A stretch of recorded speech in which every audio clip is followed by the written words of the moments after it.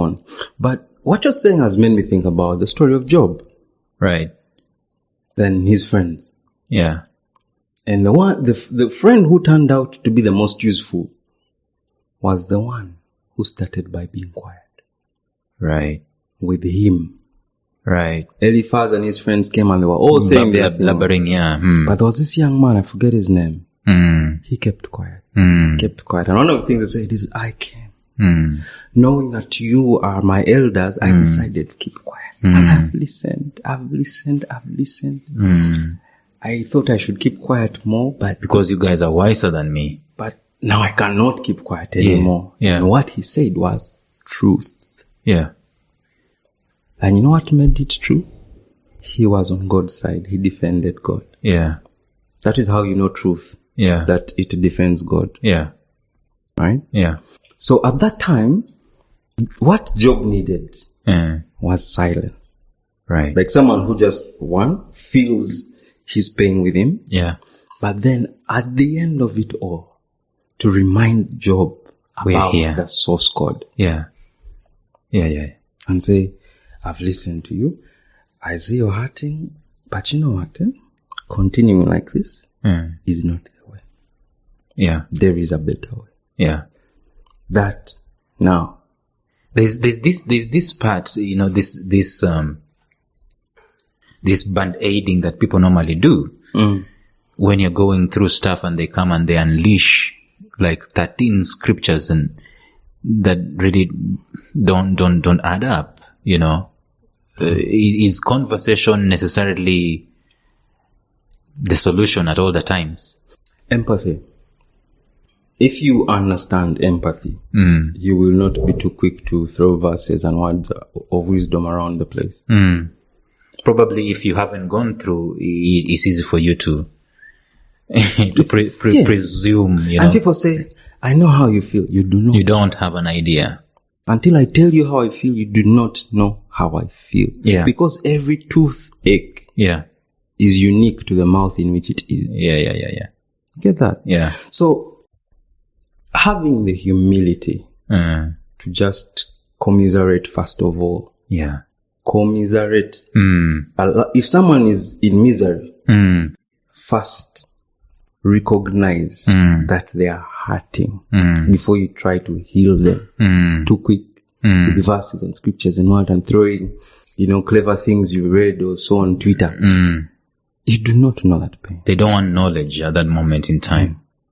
So once you have empathized and connected, then their hearts open up to receive the medicine which you might have. Now that medicine, the Bible says that a word of truth is like salve poured upon a wound. You get, like, it heals. It heals. So pain should not make you hide from truth because the medicine is in the truth. So as a man who is wounded, I'd encourage one not to wait for people to come and surround them and commiserate. What if they never come? People have their own issues. Yeah. So like you're saying, you were going through your own, trying to help me would have overwhelmed you even more. Yeah. While me on this side, whatever I was going through somehow made sense for other people. So I had to pay that price to be able to serve other people. That much is clear for me now. So once you've been able to connect with the heart inside by understanding the heart of the heart then you can release healing. And the wounded warrior gets up and continues to fight another day. Because you asked me at the beginning, why use the word wounded and warrior? Wounded to speak to the vulnerability of life of men. This is bloody business. Yeah. Being a man is bloody business. Yeah. It makes us vulnerable in a world that does not celebrate vulnerability, but gender fluidity is okay. A man pretending to be a woman, you know. I don't know how that is better than a man being the man. Being a man and breaking down and crying. Yeah. Like, a man can go and dress like a woman and we're happy. But a man can cry and to stand on TV. Yeah. I just want you to imagine this thing. What makes our president cry? When did our president last cry? Yeah. When did the president of Uganda last cry? I've never seen him doing that. Do you think he doesn't cry? I think he does. I don't know. I wouldn't say. So why have you never seen him cry? What do you think would happen in your heart if you saw the president cry? That would be a momentous occasion, by the way, because it's going to reveal a lot about what matters to him, what he cares about. It's also going to reveal to us maybe his makeup, as a man, So remember what I said about hard-heartedness coming as a result of heart. Yeah. Let me end it with this. If you allow heart to enter your heart and turn it hard, don't be shocked when you die of a heart attack. Whoa. Don't be shocked if you die of high blood pressure. Yeah. And do you think it's a surprise? The promise that God gives the children of Israel in Ezekiel 36 verse 26. Yeah. That I'll take out of you the heart of stone. Right. And give you a heart of flesh. And give you a heart of flesh that is responsive. To my word. It's always been one of my prayer, my prayer items. So that be scripture. Scared. Yeah. If you have faced reality, but you lose your capacity to cry. Yeah. You have just been disconnected. Yeah. If it's a heart monitor. Yeah. It's gone. It's gone. Whoa. This has been a very wonderful conversation, and I know we're coming towards the close of this conversation. I'm learning quite a bit. Let me just tell you my takeaway. My takeaway for me is I look at my son, Ethan, and I am now absolutely embarrassed because of the quality and quantity of conversations that we have not been having. It's for me, it's been instructions. Just do this, do that. And at a fleeting moment, sometimes we sit down and he tells me some of his dreams, and it's just once in a while. But I think that's a broken system, so to speak. It has to be fixed. It's got to be fixed. There's got to be a lifestyle of conversation. Let me give you this challenge, because I'm also going to start it in November. Yeah. 30 days of daddy talk. Right. 30 days. I want to pick up my phone every day and call my father. Whoa. And say, how are you doing? This is what I'm doing. This is what I'm thinking. What are you doing? Yeah. What are you thinking? What can I do for you? Every day. Every single day. Yeah. Every day. Whoa. Every day. That's powerful. I want you to do that with Ethan. Every day. Right. What's up? Like listen to your son. Yeah. You've been talking to him. Yeah. Listen to him. Then you will know what to say to him. Yeah. Yeah. Because out of the fullness of our heart, the mouth speaks. The mouth speaks. Yeah. So if you want to know what's in your child's heart, normalize listening to them. Right. So that is why I've said, I'm going to call my dad for 30 days straight. Yeah. Every day. Yeah. I said, Daddy, how are you? Checking on you. Yeah. Tomorrow, Daddy, how are you? Yeah. So that maybe these 30 days will make up for 30 years lost. Yeah. So I'd like to challenge you to do that. Yeah. Now that's a challenge accepted, and probably need to become accountable on the same. Yeah. And we'll report and see how it's going. I don't know if you're out there and you're a wounded warrior. You're a man and maybe your identity is messed up and you're wounded in several ways. Maybe financially wounded. I don't know. Wounded in your marriage.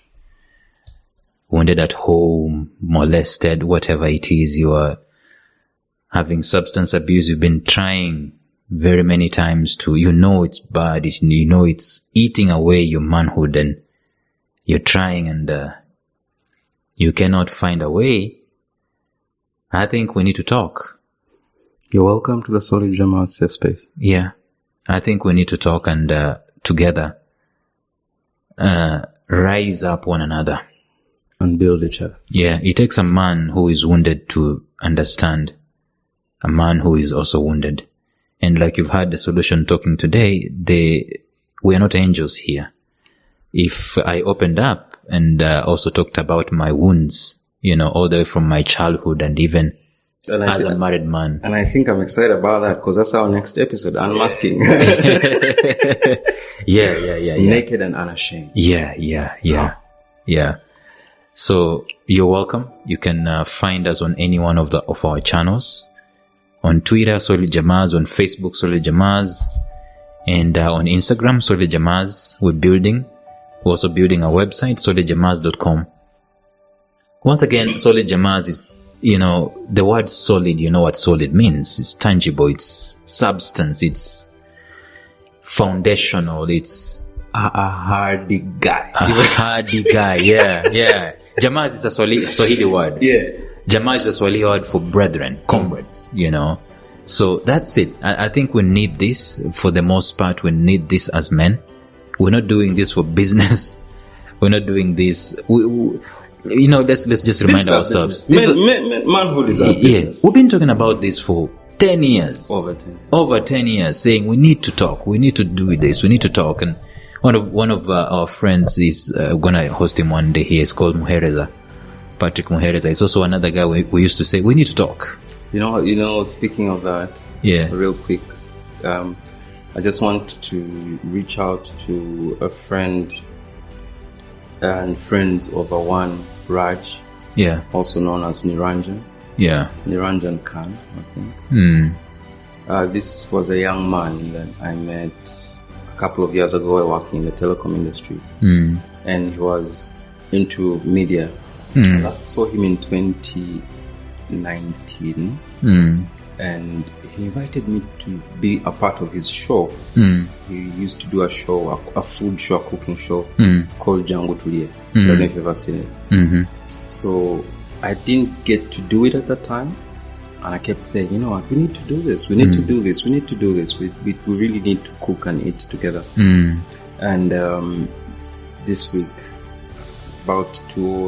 last week. Today is Tuesday. Yeah. Last week, I called this friend of ours, and she's broken, and she's like, you know what, I don't think I can wait anymore to have these conversations about mental health. I've been telling you, come and let's have this conversation. And she's like, but let me tell you why.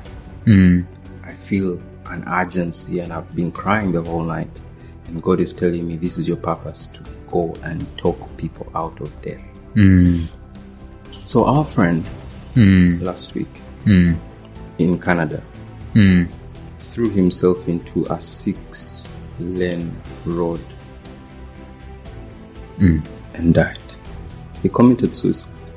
This was a brilliant gift from a relatively nice family. Yeah. But he flew out of Uganda to go and die on the roads in the cold country that is Canada. Were there no friends here he could talk to? Was there no one here he could share that burden? Did no one really care? To say, Raj, I see you in pain. What's up?